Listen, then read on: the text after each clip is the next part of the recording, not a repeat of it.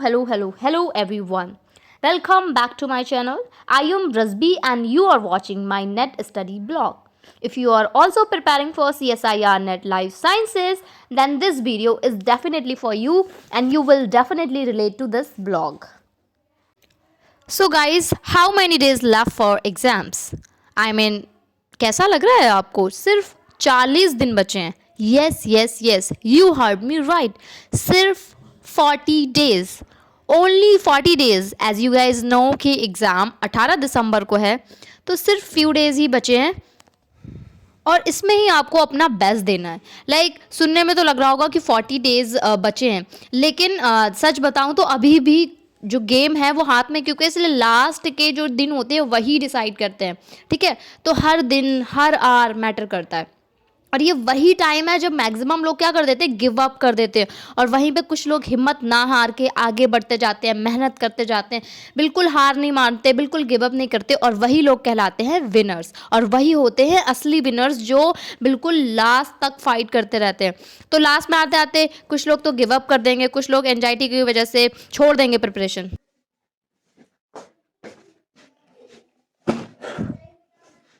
जैसा कि आप लोगों को पता है कि मेरे जो हैं थर्ड सेमेस्टर के एग्जामिनेशन फॉर्म आ चुके हैं, जो कि मैंने फिलअप भी कर दिया है. और सो तो अभी मैं बना के आ रही हूँ नोट्स 2 टॉपिक के, और 2 टॉपिक के नोट्स बनाने में मुझे अराउंड 2 आवर्स लगे, क्योंकि उसमें मैं 3 बजे पढ़ने के लिए बैठी थी. और जिसकी वजह से मैंने अपना जो स्लीपिंग टाइम है वो इतना कम कर दिया है. ये पहला ही दिन था जिसमें मैंने कम किया है. मतलब कहने का मेरा मतलब ये है, प्लान था 1 तारीख से करने का, लेकिन मैं 1 और 2 को घर पे नहीं थी. तो आज 1 और 2 और मैं 3 को घर पे थी. मतलब 3 को मैं आधा दिन घर पे नहीं थी, मैं कल रात या कल शाम को आई हूँ. तो यस, तो मैंने इस मंथ का शेड्यूल बना, मतलब इस मंथ का मेरा ये गोल था कि मुझे अपनी जो, मतलब मैं काफ़ी सोती हूँ, तो फिर मैंने सोचा था कि मैं इस मंथ से जो दोपहर का सोने का टाइम है वो थोड़ा-सा कम करूँगी. 1 घंटा बहुत ज़्यादा हो जाता है, क्योंकि तो फिर मेरे पास टाइम नहीं रहता है. तो आज मैं 3 बजे पूरे उठ गई थी.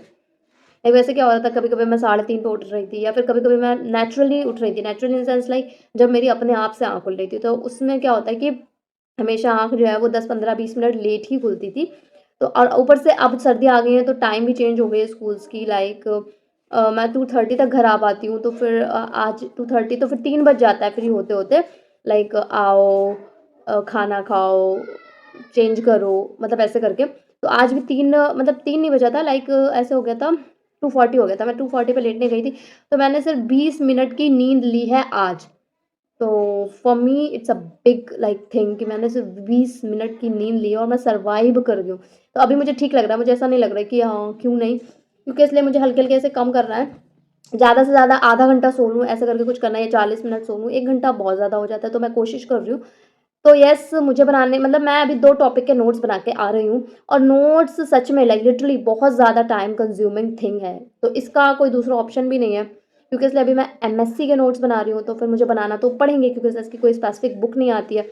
और अगर स्पेसिफिक बुक आती भी है तो वो इतनी मोटी रहती है. तो और नोट्स मैं बनाऊँगी कि जो मुझे पढ़ना है उसके अकॉर्डिंग बनाऊँगी, तो इसलिए नोट्स ही ऑप्शन है. तो टाइम तो फिर लगेगा ही.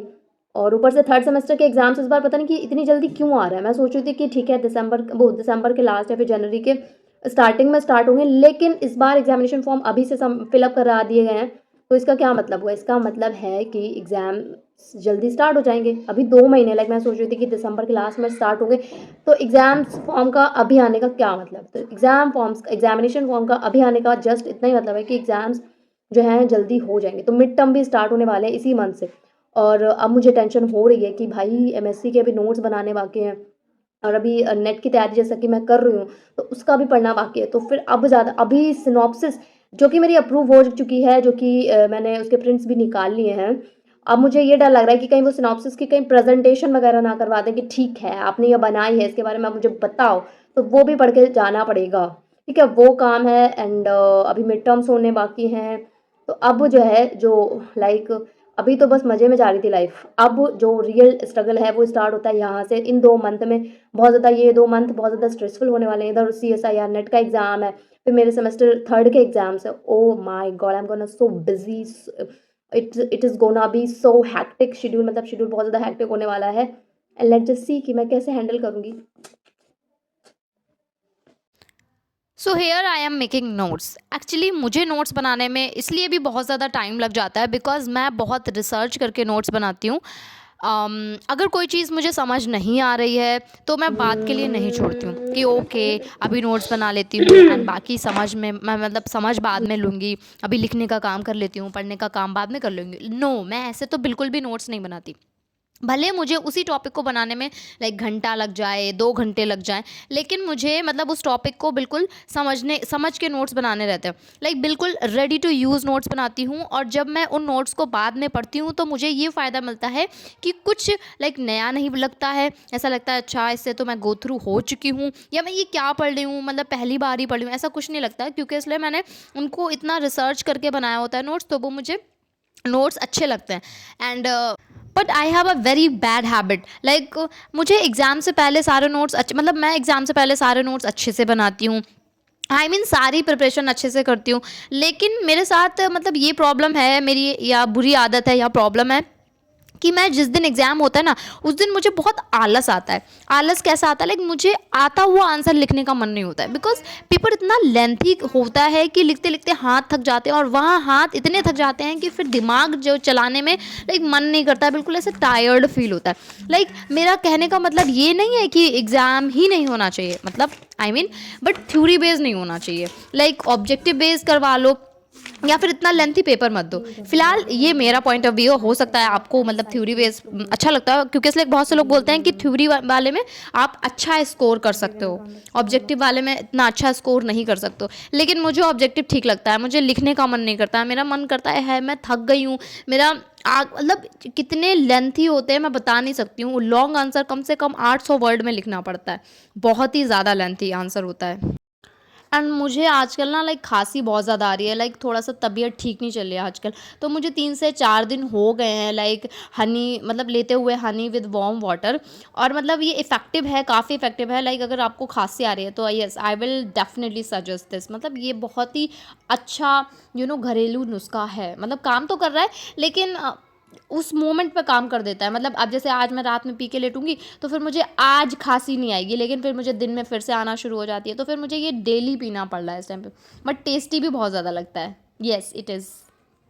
कभी कभी वैसे मुझे लगता है ना कि तबीयत को भी पता होता है कि कब ख़राब होना है, लाइक बिल्कुल जो है मेन इवेंट पे ख़राब होना है। जैसे अब मेरे एग्ज़ाम्स करीब आ चुके हैं तो अब मेरी तबीयत ख़राब हो रही है। सो हेलो गाइस, अभी मतलब मैं सो के उठी थी थोड़ी देर पहले एंड सो के उठने के बाद यूजुअली लोगों को कैसा फील होता है, फ्रेश। और मुझे फील हो रहा था बहुत ज़्यादा हैवी, लाइक मेरा सर फटे जा रहा था। मैं सो के उठी थी, मुझे ऐसा लग रहा था कि मैं सो के उठी या फिर कुछ और काम करके उठी हूँ। तो मैं जब सो के उठी तो मुझे इतना हैवीनेस फील हो रहा था, फिर मैंने सोचा कि चलो ठीक है मैं चाय पी लेती हूँ तो मे बी मुझे अच्छा लगने लगे। एंड चाय लेने के बाद भी मुझे अच्छा नहीं लगा तो फिर मैंने टैबलेट मंगाई। उसके बाद भी मेरी हैवीनेस नहीं गई है, तो अभी भी मुझे हैवीनेस, कम से कम मैं 4 बार मुँह धुल चुकी हूँ।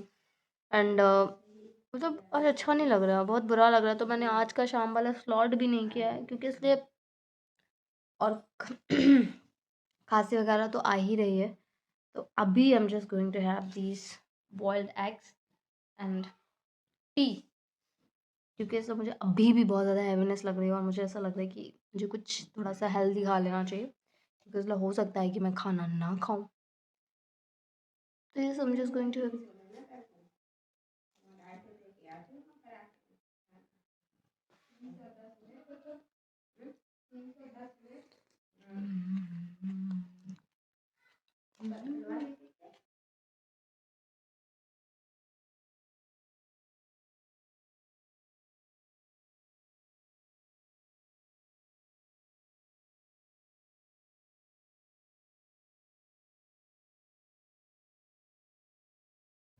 And by the way guys, how is your preparation going on? Of course डर लग रहा होगा, लग ही रहा होगा। तो आई वुड से कि मतलब हर दिन उठते ही ना खुद से एक ही बात बोलो, I can do this. Like आपने पहले भी मुश्किल चीज़ें फेस की हैं और आप ये वाली भी कर लोगे। तो 40 दिन के लिए सोशल मीडिया कम कर दो, डिस्ट्रैक्शन बंद कर दो, मतलब डिस्ट्रैक्शन बिल्कुल बंद कर दो। एक ही मिशन होना चाहिए, जस्ट कि नेट क्रैक करना है।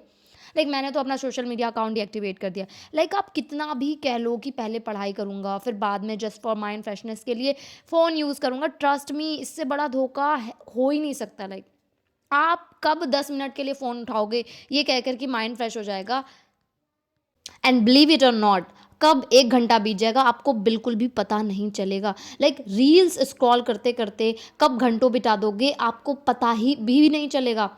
तो इसी बात पे मैंने अर्ज किया है, इरशाद फरमाइएगा। इन इंस्टा रील से दोस्ती अच्छी नहीं फराज, इन इंस्टा रील से दोस्ती अच्छी नहीं फराज, पेंडिंग तेरा सिलेबस है कुछ तो ख़याल कर। वाह, वाह, वाह, वाह, वाह, वाह! तो कैसी लगी शायरी, just let me know in the comment section. And चलो आज से हम लोग एक कमिटमेंट करते हैं कि हर दिन एक स्टेप बेटर, एक टॉपिक एक्स्ट्रा और एक डिस्ट्रैक्शन कम। बिकॉज हम सिर्फ प्रिपेयर नहीं कर रहे हैं, हम अपना ड्रीम चेज कर रहे हैं। क्या चेज कर रहे हैं? ड्रीम। एंड हम लोगों को क्रैक करना पड़ेगा नेट।